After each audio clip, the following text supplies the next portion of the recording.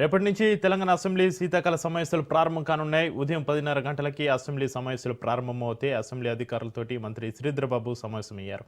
సభలో చర్చించే అంశాలను బేఏసీలో ఖరారు చేస్తామన్నారు. ప్రతిపక్షాల అనుమానాలు నివృత్తి చేస్తామన్నారు మంత్రి శ్రీధర్బాబు.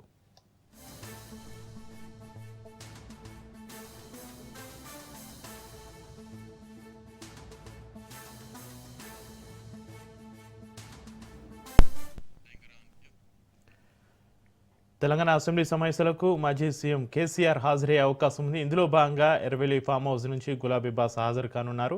ఇక హైదరాబాద్కు చేరుకున్నారు. అసెంబ్లీ సమావేశాలకు హాజరవుతారంటున్నారు బీఆర్ఎస్ నేతలు.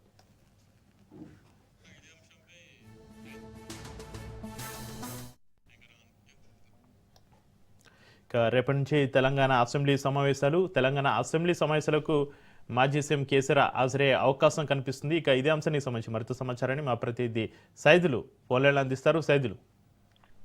చక్రి, కొద్దిసేపటి క్రితమే ఎర్రవల్లి వ్యవసాయ క్షేత్రం నుంచి బీఆర్ఎస్ అధినేత కేసీఆర్ హైదరాబాద్ చేరుకున్నారు. నందినగర్ నివాసంలో ప్రస్తుతం కేసీఆర్ ఉన్నారు. సో ఇప్పుడు కేసీఆర్ తోటి బీఆర్ఎస్ పార్టీ చెందినటువంటి ఎమ్మెల్యేలందరూ కూడా మరి కాసేపట్లో భేటీ అవుతారని మనకి విశ్వసనీయ సమాచారం. అయితే రేపటి నుంచి తెలంగాణ శీతాకాల అసెంబ్లీ సమావేశాలు ప్రారంభం కానున్నాయి. అయితే కేసీఆర్ ఈ సమావేశాలకి హాజరవుతున్నారు. రేపు 10 గంటలకి తెలంగాణ అసెంబ్లీ సమావేశాలకు కేసీఆర్ హాజరవుతారని చెప్పేసి కూడా మనకి తెలుస్తుంది. నందినగర్ నివాసం నుంచి 9:40 కేసీఆర్ బయలుదేరి అసెంబ్లీకి వచ్చి బీఆర్ఎస్ ఎల్పీ మీటింగ్ 10 గంటలకు ఒకటి ఏర్పాటు చేయబోతున్నట్టు కూడా తెలుస్తుంది. బీఆర్ఎస్ ఎల్పీ మీటింగ్ లో కేసీఆర్ అధ్యక్షతన కూడా జరగబోతుంది. ఇప్పటికే అసెంబ్లీ సమావేశాల్లో ఖచ్చితంగా ఎక్కువ రోజులు 15 రోజుల పాటు ఏర్పాటు చేయాలని బీఆర్ఎస్ పార్టీ డిమాండ్ చేస్తుంది.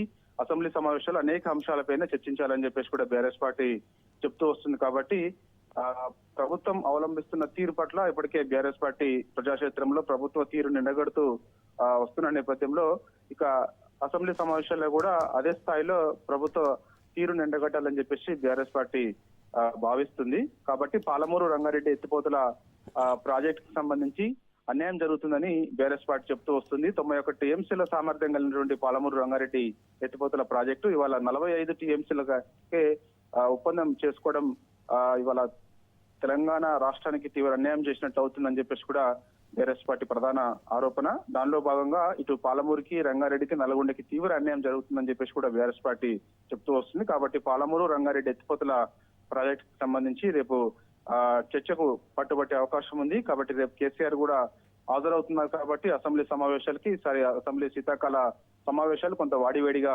జరిగే అవకాశం ఉంది.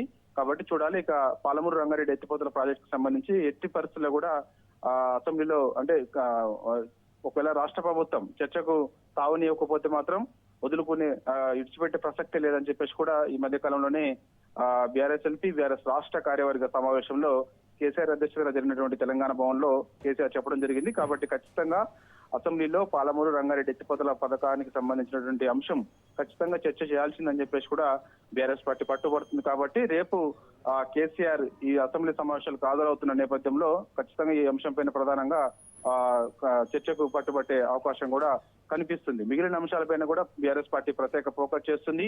ఎల్టీపీ పాలసీకి సంబంధించిన అంశం కానీ, అదేవిధంగా ఇవాళ జిహెచ్ఎంసీ పరిధిలో ఉన్నటువంటి జిహెచ్ఎంసీ విస్తీర్ణ పరంగా కొన్ని జోన్లు ఏర్పాటు చేస్తున్నామని చెప్పేసి కూడా రాష్ట్ర ప్రభుత్వం కొత్త జీవో తీసుకొచ్చింది. ఆ అంశానికి సంబంధించి కానీ, అదేవిధంగా రైతులు పడుతున్నటువంటి ఇబ్బందులు, రైతులకు సంబంధించినటువంటి ఇస్తున్నటువంటి హామీలకు సంబంధించి, నిరుద్యోగులకు సంబంధించినటువంటి అంశం, మహిళలకు సంబంధించిన అంశం, ఈ హామీలన్నిటిపైన కూడా ఖచ్చితంగా చర్చకు పట్టుకోవాలని బీఆర్ఎస్ పార్టీ భావిస్తుంది. కాబట్టి సో ఇక రేపటి నుంచి ప్రారంభమయ్యేటువంటి అసెంబ్లీ శీతాకాల సమావేశాలు ఈసారి కొంత వాడివేడిగా జరిగే అవకాశం ఉంది. రేపు 10 గంటలకు బీఆర్ఎస్ ఎల్పీ మీటింగ్ కేసీఆర్ అధ్యక్షతన అసెంబ్లీలో జరిగే అవకాశం ఉంది. Chakri. Right, thank you Saidulu.